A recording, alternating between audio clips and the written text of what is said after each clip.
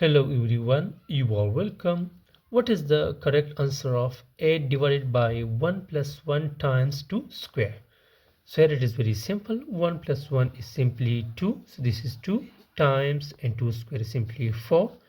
And 2 times 4 is simply 8. Now dividing 8 by 8, it gives him 1. And this is our answer.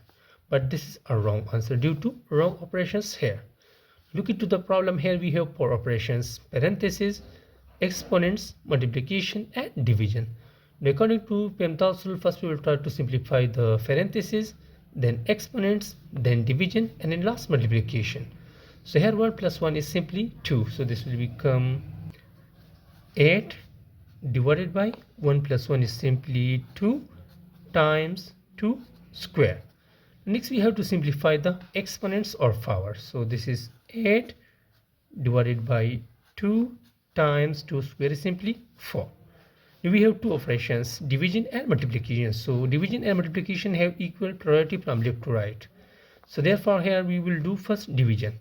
So dividing 8 by 2 gives him 4 times 4.